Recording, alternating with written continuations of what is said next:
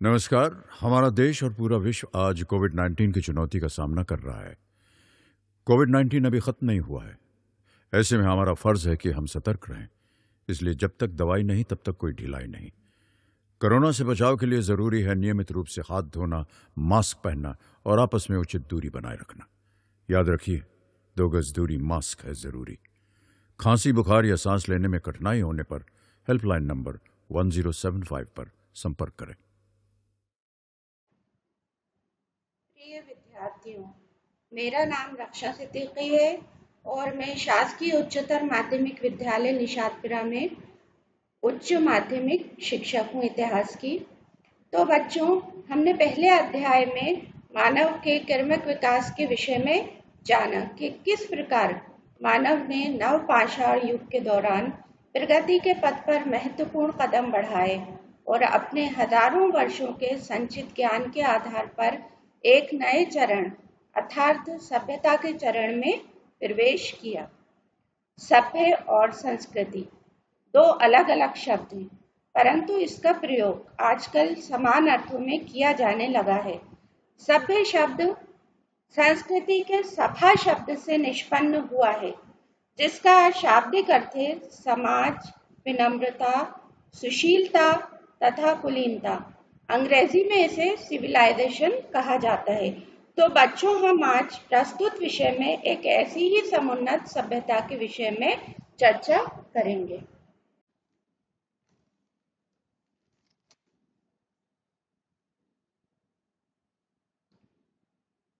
बच्चों, जैसा कि आप जानते हैं कि विश्व की सभी प्राचीन सभ्यताएं नदी घाटियों में विकसित हुई।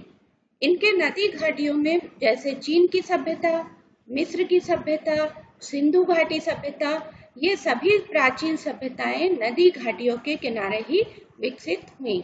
इनके नदी घाटियों में विकसित होने के क्या कारण थे? तो बच्चों, इसमें सबसे पहला कारण था जल की उपलब्धता।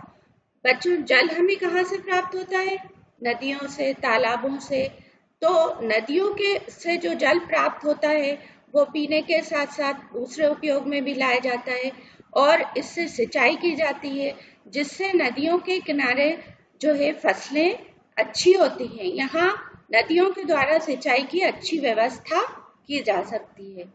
दूसरा कारण है नदियों के किनारे की भूमि जो होती है वो उपजाऊ होती है, यहाँ अच्छी फसलें पैदा की जाती हैं। तीसरा कारण है परिवहन के उत्तम साधन। नदियों से परिवहन की अच्छी सुविधा होती है।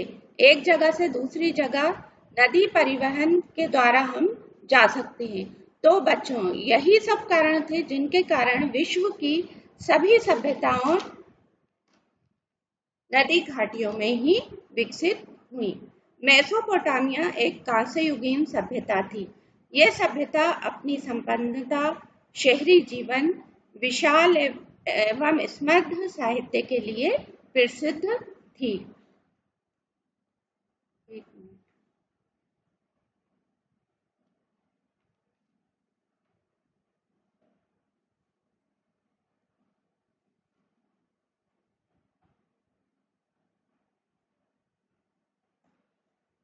मेसोपोटामिया मेसोपोटामिया यूनानी भाषा का शब्द है। ये 2 शब्दों से मिलकर बना है, मेसोस और पोटेमास। मेसोस का अर्थ है मध्य और पोटेमास का अर्थ है नदी। अर्थात मेसोपोटामिया का अर्थ हुआ 2 नदियों के मध्य का स्थान। तो बच्चों, ये 2 नदियां कौन सी हैं? दजला और फरात नदियां। ये इराक में स्थित है। इन दोनों नदियों के मध्य जो स्थल भाग है वहां पर मेसोपोटामिया की सभ्यता का विकास हुआ।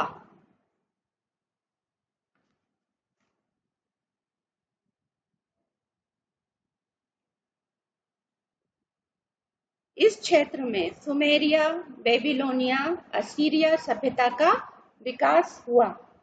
दक्षिणी मेसोपोटामिया में 5000 ईस्वी पूर्व में बस्तियों का विकास होने लगा था। कालांतर में इन बस्तियों ने शहरों का रूप ले लिया। मेसोपोटामिया के शहरीकृत दक्षिणी भाग को अक्कद कहा जाता था। 2000 ईस्वी पूर्व में बेबीलोन यहाँ का महत्वपूर्ण शहर बन गया। तब इस क्षेत्र को बेबीलोन कहा जाने लगा। लगभग 1100 ईस्वी पूर्व में असीरियाइयों ने उत्तरी क्षेत्र में अपना राज्य स्थापित किया। तब इस क्षेत्र को असीरिया कहा जाने लगा। इस प्रकार इराक की दजला और फरात नदियों के मध्य सुमेरिया, बेबीलोनिया और असीरिया सभ्यताओं का विकास हुआ, जिन्हें सम्मिलित रूप से मेसोपोटामिया की सभ्यता कहा जाता है। ये मैप देख रहे हैं बच्चों आप, मानचित्र। इसमें देखिए आप, इराक में वर्तमान जो इराक है उसमें आपको ये दो नदियां दिख रही हैं, दजला और फरात नदियां। इन्हीं दोनों के बीच का जो स्थान दिख रहा है ग्रीन कलर का, यहाँ पर मेसोपोटामिया की सभ्यता का विकास हुआ। इस सभ्यता के बारे में हमें कैसे जानकारी प्राप्त हुई? तो इसकी जानकारी प्राप्त होने के साधन थे पुरातात्विक स्रोत, मिट्टी की पट्टिकाएं, बाइबल का ओल्ड टेस्टामेंट, अभिलेख और मोहरें, ब्रिटिश संग्रहालय। 19वीं शताब्दी के प्रारंभ में सर लियोनार्ड वुली ने इराक के प्राचीन नगर उर में उत्खनन कराया। इस उत्खनन में मिट्टी की प्राचीन तख्तियां, शाही कब्रें, भवन तथा कलात्मक वस्तुओं के अवशेष प्राप्त हुए। इसके पश्चात पुरातत्वविदों ने अनेक स्थलों पर उत्खनन कराया, जिसके फलस्वरूप बाबुल, निश्पूर, उरुक, मारी और लगाश आदि नगरों के अवशेष प्राप्त हुए। इसके अतिरिक्त मेसोपोटामिया के इतिहास की जानकारी हमें बाइबल के प्रथम भाग ओल्ड टेस्टामेंट से भी मिलती है।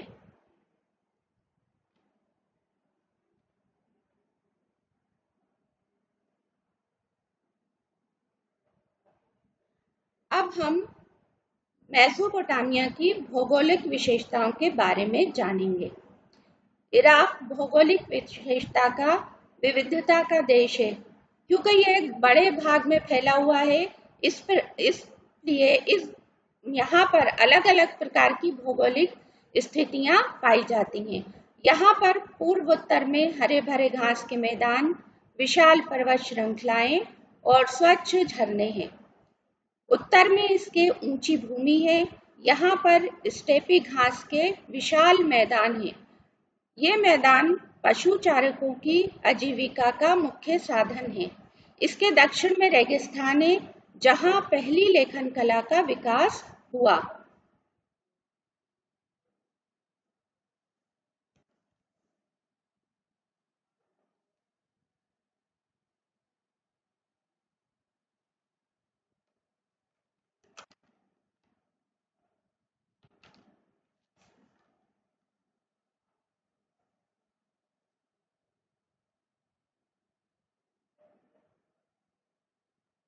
ये मैप देखिए आप, इसमें दिख रहा है आपको स्टेपी प्रदेश, इसका पर्वतीय क्षेत्र और इसके विशाल घास के मैदान।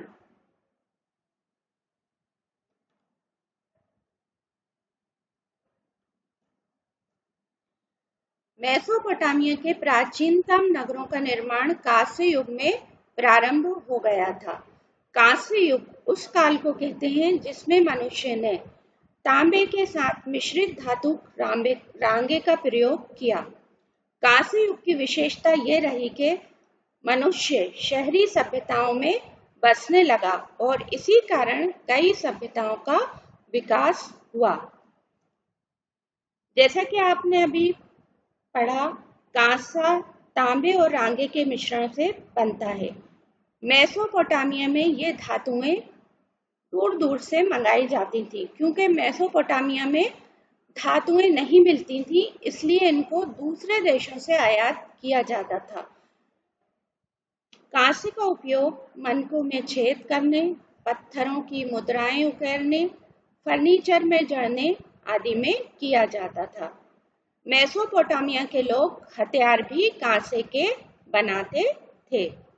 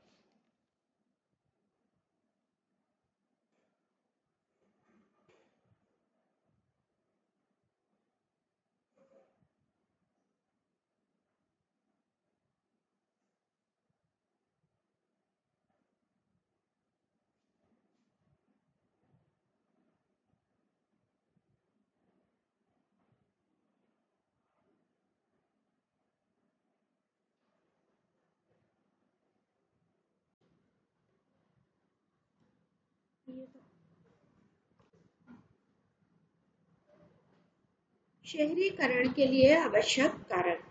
तो बच्चों, मेसोपोटामिया की सभ्यता एक शहरी सभ्यता थी। तो इस सभ्यता में शहरों का विकास क्यों हुआ, इसके क्या कारण थे, ये हम जानेंगे। कांस्यकालीन सभ्यताओं के दौरान शहरीकरण का विकास हुआ। मेसोपोटामिया के प्राचीन नगरों का उद्भव व विकास भी 3000 ईस्वी वर्ष पूर्व में हो गया था। इसका सबसे पहला कारण था उन्नत कृषि, प्राकृतिक उर्वरता तथा खाद्य उत्पादन का उच्च स्तर ही शहरीकरण के कारण थे।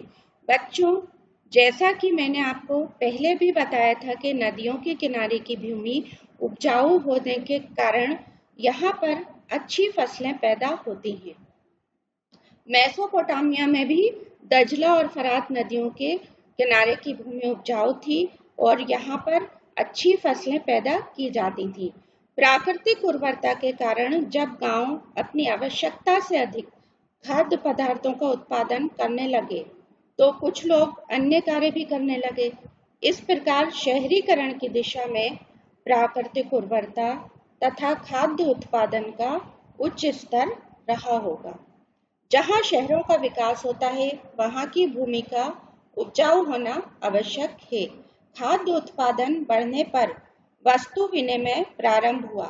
इससे बाजारों का प्रादुर्भाव हुआ और गांवों का आकार बढ़ा और इन्होंने शहरों का रूप ले लिया। तो बच्चों, इस प्रकार उन्नत कृषि भी शहरीकरण के लिए आवश्यक है। दूसरा इसका कारण था उद्योगों का विकास। बच्चों, जहाँ पर अधिक उद्योग स्थापित होते हैं, वहाँ इन उद्योगों में काम करने के लिए अधिक व्यक्तियों की आवश्यकता पड़ती है। विभिन्न उद्योग केवल शहरों में रहने वालों की आवश्यकता की पूर्ति ही नहीं करते, बल्कि मजदूरों और कारीगरों की आजीविका का साधन भी बनते हैं। इस प्रकार जहाँ पर उद्योगों का विकास होता है, वहाँ पर शहरीकरण होता है।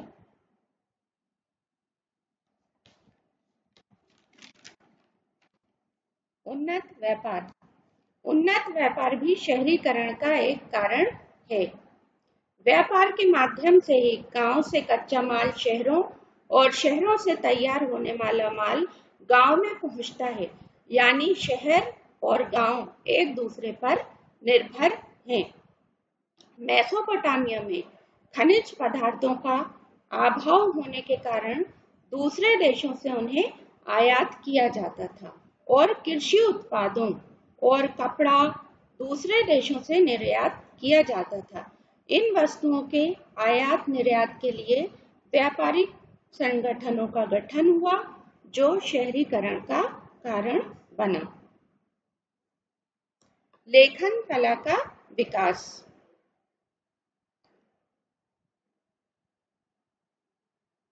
जब उद्योग और व्यापार स्थापित होते हैं तो उनका हिसाब किताब लिखना भी आवश्यक होता है, और क्योंकि मेसोपोटामिया में लेखन कला विकसित हो चुकी थी, इस प्रकार शहरीकरण में लेखन कला की महत्वपूर्ण भूमिका थी। इसका एक कारण श्रम विभाजन भी था। श्रम विभाजन किसे कहते हैं? किसी भी कार्य को अनेक भागों तथा उप विभागों में विभाजित करके अलग अलग व्यक्तियों से करवाने को श्रम विभाजन कहते हैं। जैसे घर बनाने के लिए मिस्त्री, मजदूर, कारपेंटर, प्लम्बर आदि अलग अलग व्यक्तियों द्वारा काम किया जाता है। मिस्त्रियों को अपने औजार दूसरे लोगों से बनवाना पड़ते हैं। तो यही श्रम विभाजन है, अलग अलग व्यक्तियों द्वारा अलग अलग कार्य करना। शहर में खाद्य उत्पादन के अलावा व्यापार उद्योगों की भी महत्वपूर्ण भूमिका होती है। शहर एक दूसरे पर निर्भर हैं। किसी भी कार्य को औजारों जैसे पत्थर की मूर्ति बनाने, पत्थर तराशने के लिए औजारों की आवश्यकता होती है। इस प्रकार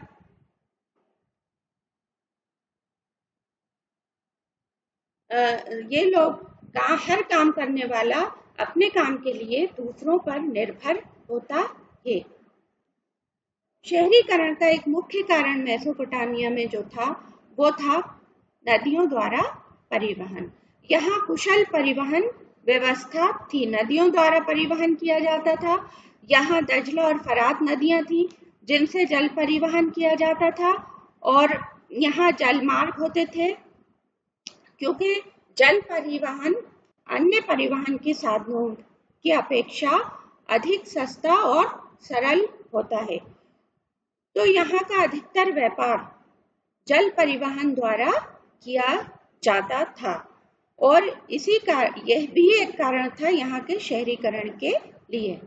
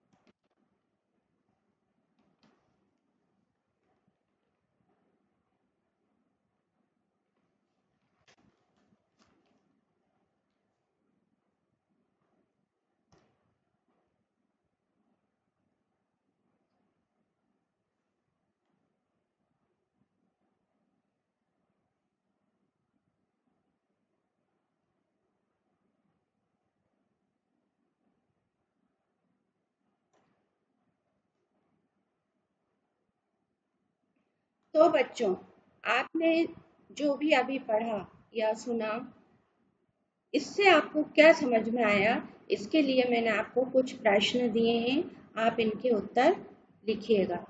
मेसोपोटामिया के इतिहास का स्रोत निम्न में से क्या है? सबसे पहला है लिखित दस्तावेज, मोहरे, मिट्टी की पट्टिकाएं और ये सभी। सेकंड क्वेश्चन है मेसोपोटामिया की सभ्यता का जन्म कहाँ हुआ? नील नदी की घाटी, सिंधु घाटी, दजला फरात नदी, यांगती से क्यांग घाटी। तीसरा प्रश्न है मेसोपोटामिया के किस भाग में सबसे पहले नगर और लेखन प्रणाली का प्रादुर्भाव हुआ? दक्षिण का रेगिस्तान, पूर्वी राह, उत्तरी भाग, पश्चिमी भाग। किशोरावस्था संबंधित समस्याओं के परामर्श हेतु समर्पित उमंग किशोर हेल्पलाइन के टोल फ्री नंबर 144225 पर संपर्क करें।